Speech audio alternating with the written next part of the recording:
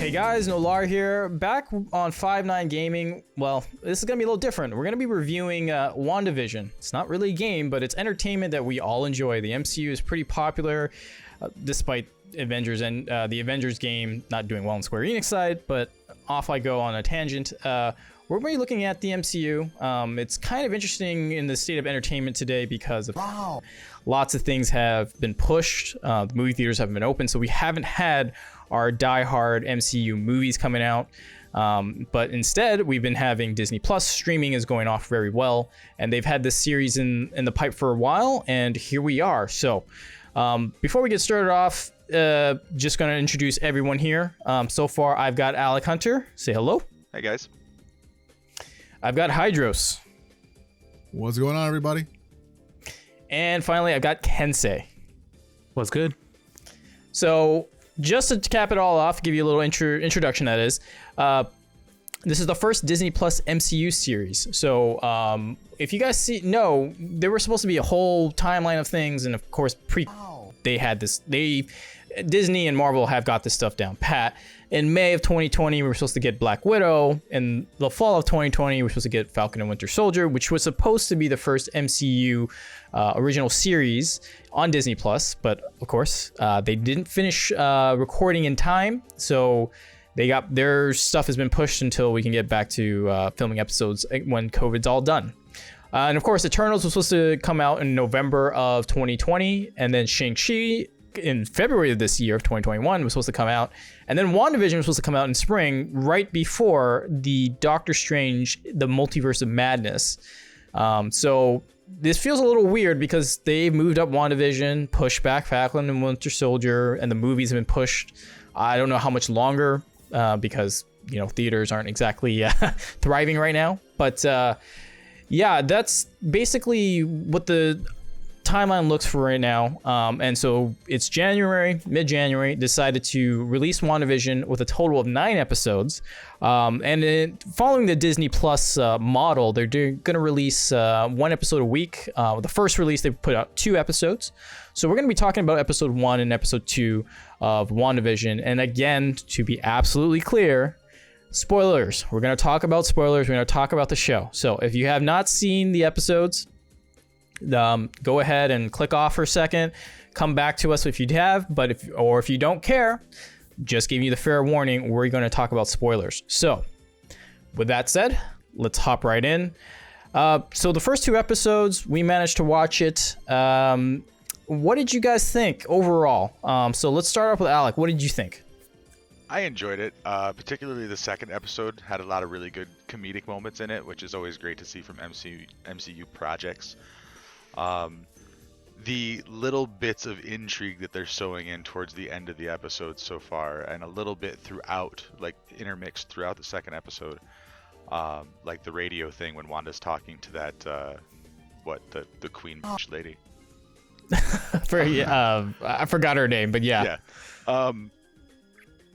Like that stuff is the intrigue part of it, and that's got my attention. But I'm enjoying the ride through the rest of it as well. It's a very interesting way to start a series. Yeah, seeing how it's, you who are the elder statesman of 5-9 here, kind of reminds you some of the older, 50s, 60s sitcoms of like I Love Lucy. What other series am I missing here? Well, I mean, still 30 years before my time, but Bewitched, I Dream of Jeannie a little bit when they start to get in towards the color parts towards the end of the second episode. A little bit of like Dick Van Dyke. Nope. Yep. Okay. Yep. So old shows like that, the stuff that your parents would watch or your grandparents would watch on Nick at Night. But good classic American television. They definitely stuck to that style. I think I remember reading an article where they said that they actually used equipment from the time frame to film those episodes. Yeah, I mean, just looking at it as a format, I'm watching it on my 16 by 10 monitor, but it was cut in 4 by 3, like a regular, CRT TV back in the days, right? So they really went hard with the it's black and white, of course, with some splashes of color just to give the story some time to flesh out. But it was 4 by 3, the format, all that stuff, the timed laughter and the this like prop stages and stuff. It really felt like, I Love Lucy, all those shows back in the day. Hydros, any thoughts on the 2 episodes so far? Yeah, I thought they were really interesting way that they did it based on going, back to, old sitcoms and stuff like that. I was kind of hoping to see, before the end of the second episode, how it went to color. Maybe to see something like Andy Griffith type of stuff pop up, because I used to watch that a lot with at home with my parents and stuff. So I thought maybe throw something like that in there. That used to be a cool show too. But I like the overall effect that they did in the first 2 episodes, and it was very comedic in the second one compared to the first one. I agree with Alec on that, and it has some funny moments, especially the talent show with Vision and stuff like that is really funny. Especially when she got in the box and or she was supposed to, and she didn't, and he's just like, yeah. Yeah, there are some good moments. I will say the second episode was more comedic. The first one was very formulaic for a 50s sitcom. I mean, that might sound like a bad thing, but it's actually pretty good, because that just brought me back. And again, for the most part, the majority of the MCU fans were born in the 90s and 2000s, so they haven't seen I Love Lucy or Bewitched or any of these old shows. So this is probably their first exposure to that type of formula or structure to an episode. So that's good. But then of course they changed it up and made it a little more comedic, a little more modern in the second episode. So I found that to be more refreshing. But it's not a bad thing that they did that formula for the first episode. All right, Kensei, overall thoughts. Have you enjoyed it so far? What are you thinking here? Yes, I actually enjoy the second episode. The first one kind of started slow, because then once they showed that the Marvel Studio intro, and then it went to black and white, and I was like, this is really interesting. And at first, the first one was like a really old show, and I was like, I can get into this. And they had some really cheesy, acts in there, so I liked it. But the second episode was really, really funny. I like how Vision acted like he was drunk and all that, kind of messed up, because when he ate the gum and then it went to his gears. Yeah, that was pretty funny. and then I just liked everything about episode 2, with Hydros saying that the talent show was actually really funny.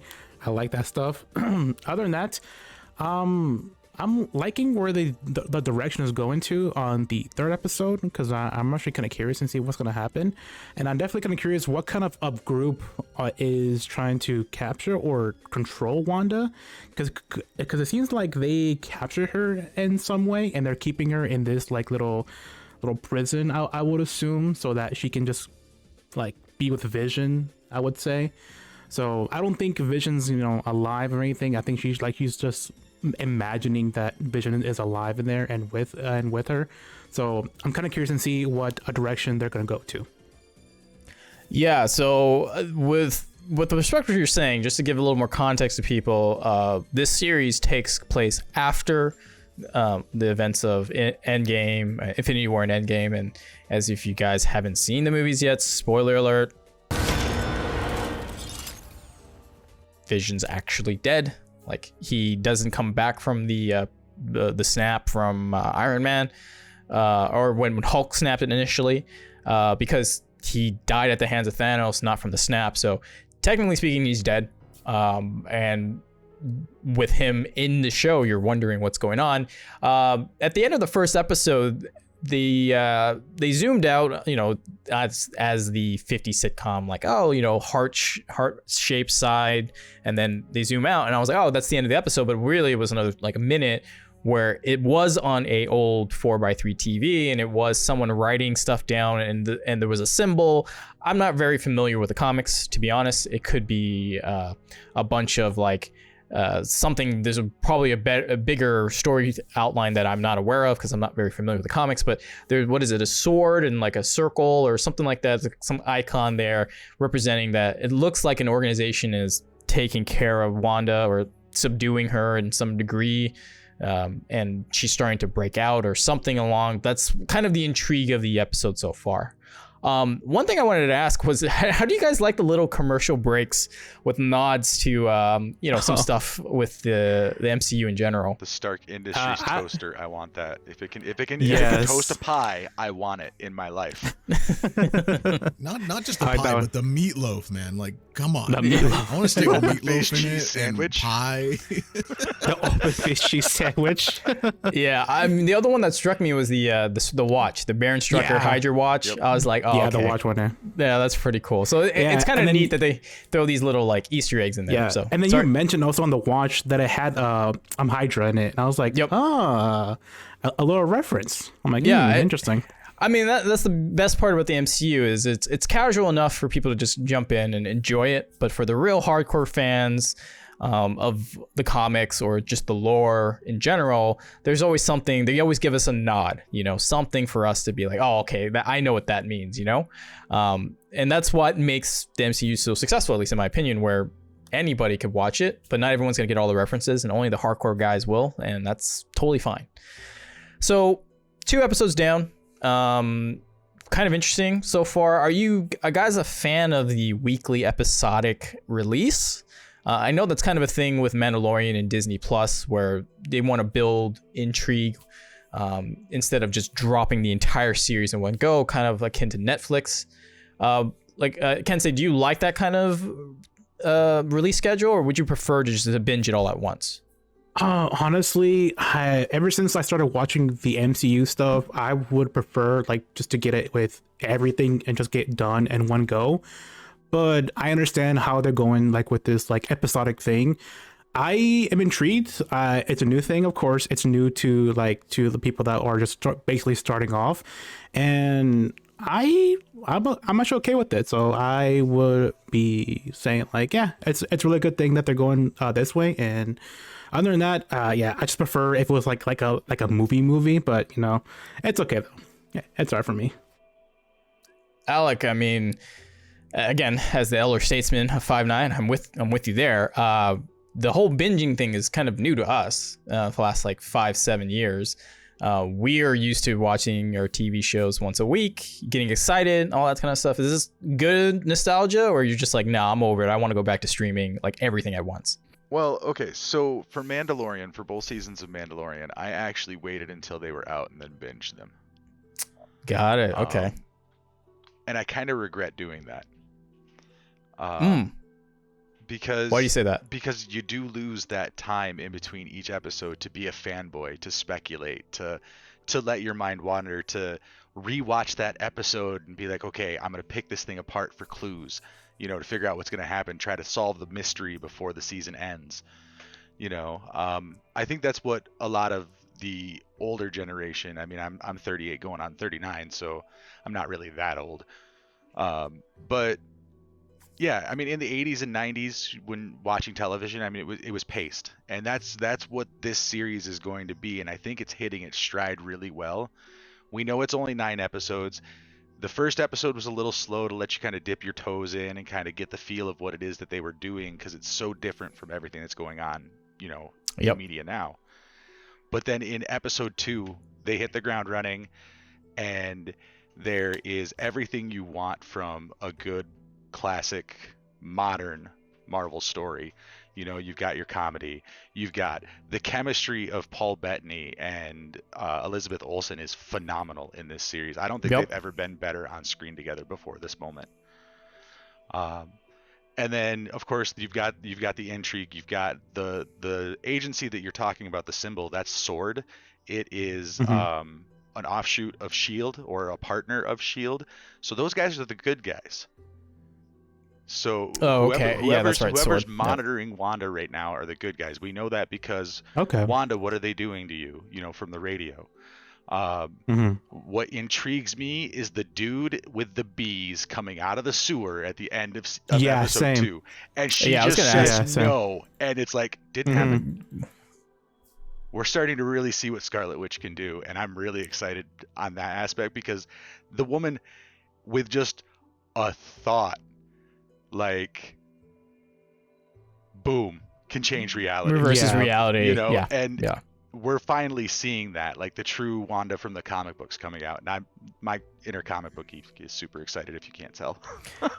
Like, I mean- what's her true abilities exactly? Because I know that she's like telepathic, it's like that. Like, what does she do exactly in the comics? Her Isn't power, her power derived from the stone, one of the stones. well, that's in the MCU. In the comics, she's a mutant, and there's other various retcon backstories that, you know, over the course of 40, 50 years they've written about this character. But basically what it boils down to is Wanda has reality manipulating powers. Like, just with a thought, she can change what reality is, not temporarily, permanently.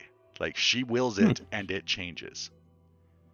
Like, she's insanely powerful. She's like, I think in Marvel they call her an Omega level threat. Yep, which is like Iceman, because she's a mutant. Yes. And technically in the comics, she's a mutant because she's the daughter of Magneto, right? If I remember, or am I thinking that wrong? Well, yes, at one point in time, but I'm not caught up Okay, with yeah. current retcons. So With current retcons, yeah. At one point, so basically, what I'm trying to say is that she was recognized as a mutant, and then the reason why she's not a mutant in the MCU was at the time she was introduced to the MCU, Fox and X-Men and mutants still was at Fox, and Disney couldn't technically say the word mutant. That's why they called them enhanced humans, or I forgot what the exact term was in what was it, the second Avengers the Avengers movie, where they introduced them, like Quicksilver and Scarlet Witch. Was it the Winter Soldier, right? No, that's the no. Captain America one. the Ultron one. yeah, I can't Age remember of what Ultron? they Oh, yeah, called it in yeah. that one. I think it was Age of Ultron. They said something like enhanced human or something human. It was distinct to say that they weren't mutants. Right. And that's why this backstory of her in the MCU is she derived her power from the one of the stones instead of in the comics. She's just straight up the daughter of as of what I remember, the daughter of Magneto. But yeah, she's got basically, there's a comic run, House of M. I think you can explain this a little more clearly, Alec, but just in general, she basically said no more mutants, and she just got rid of all the mutants. Yeah. I mean, there was a little more to it than that. I mean, there was a whole period where she altered reality where mutants were revered. Then, like, Spider-Man pretended to be a mutant for popularity. Of course he did. Of course he did. But yeah, I mean, there's a lot of crazy stuff, and they are using elements of that story here. There's little things here and there that I've seen in the story that Yeah. that pointed out, like the fact that by the end of the second episode she's pregnant, which leads to their twins, which once the reality of who and what the twins were revealed to her in the comic books, that's when she just lost her absolute everything and altered reality for the whole House of M story. Yeah. So, look, the best thing about the MCU so far is, this is just me going on a little tangent.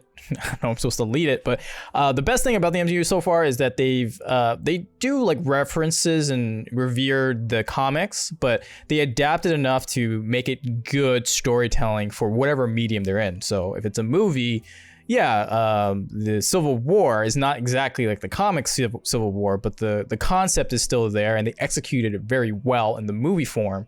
So the people at Marvel with Kevin Feige, they know what to take and how to adapt it properly for the medium that they're telling it in. So for WandaVision, I mean, it's really gutsy for them to try this 50s style storytelling.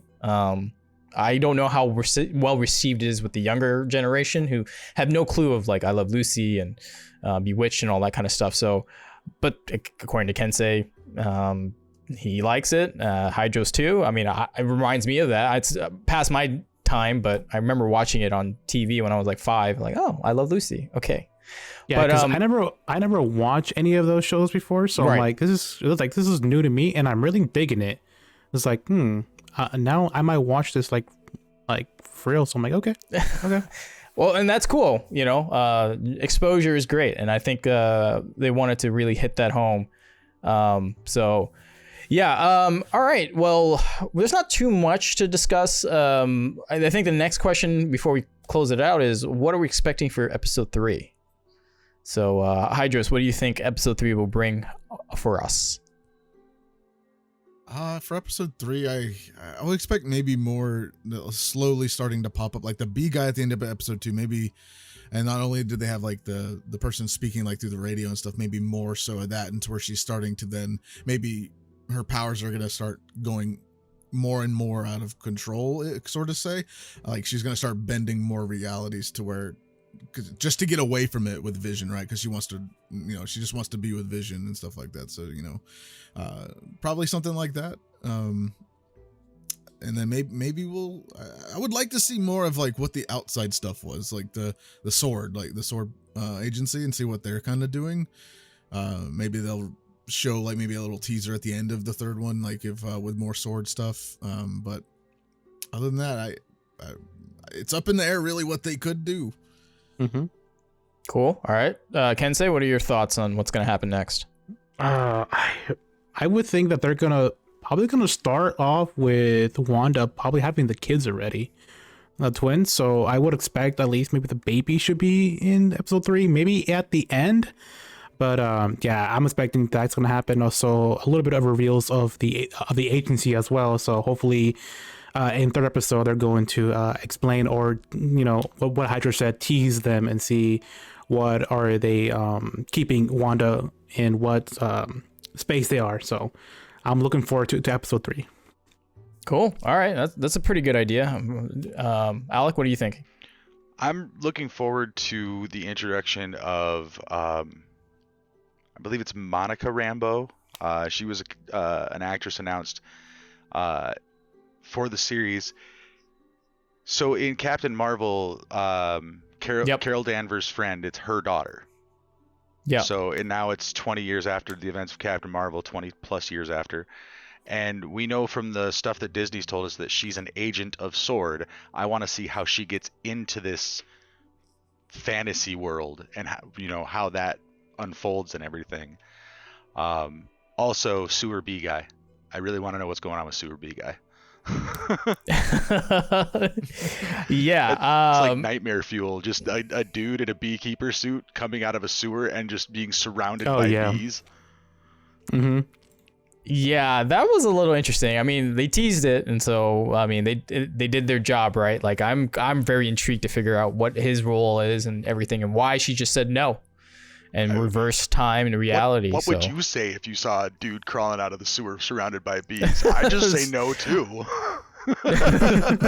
I've been like, what are you doing here? It's like, what? Yeah. I mean, Imagine you're not wrong. just, like, conjured out of reality, like the beast, like smoke stuff, just like, no, get away.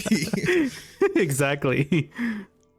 Yeah. So, I mean, look, I'm interested too about the kids. I don't know if that'll show up next episode, because there's 9 episodes. We're only in episode 2. I imagine that would be like the mid part of the season. Granted, I don't know what the story is, so this is just me speculating. I think maybe in episode 4 or 5 we'll see the kids, but the Monica Rambeau, Captain Marvel's friend's daughter. I remember that tidbit as well, so that should be interesting to see. I don't know if they'll reveal her next episode, but I just imagine they're gonna still stick in the sitcoms 50 thing for a little bit for this next episode, but then really flesh out the sword aspect of it. So, but yeah, that's what we're thinking, that we expect for the episode 3, which will be airing next week, January 22nd on Friday. I think they release it every Friday until the series is done. So be looking forward to that. Anything else you guys want to say before we close out? Not really. I mean, I'm just looking for the story and seeing how they're going to adapt Wanda and actually see her true powers, because that's really interesting. Cool. Yeah. Hydros? Or Alec, go ahead. Oh, I was just gonna say, make sure that you guys come back here every week, because we're gonna be doing this the whole season. Yeah, absolutely. Yeah, this is something new for us. I mean, we're usually into games and stuff, but we're into entertainment as well, TVs and movie shows and all that kind of stuff. So every episode we'll do a quick recap and give our thoughts on it, and you guys too, let us know in the comments below and all that stuff. Hydros, anything else you want to say before we go? No, I'm just really looking forward to seeing how Shield plays out. The Captain Marvel's friend's daughter, seeing where she comes into it, and just in my mind, the way I see Sword is like she went to Sword to get help or something, or maybe she felt like her powers are getting out of control or something, and they have her like in some sort of like containment field, but her powers are still altering like all this reality around them or something. That'd be pretty cool to see. So it's just to see what they're gonna do to build up into Sword. Which is cool. I mean, in a 2-hour movie, you're gonna have to cut out some stuff, but here they can really flesh stuff out. So I'm very excited to see. Granted, it'll be every week, but you guys stick around every week. Check out the our review of it. So anything else? If that's it, guys. We appreciate everyone here. We'll see y'all next time. All right, Nalar, Hydros, Kensei, and Alec. We're out.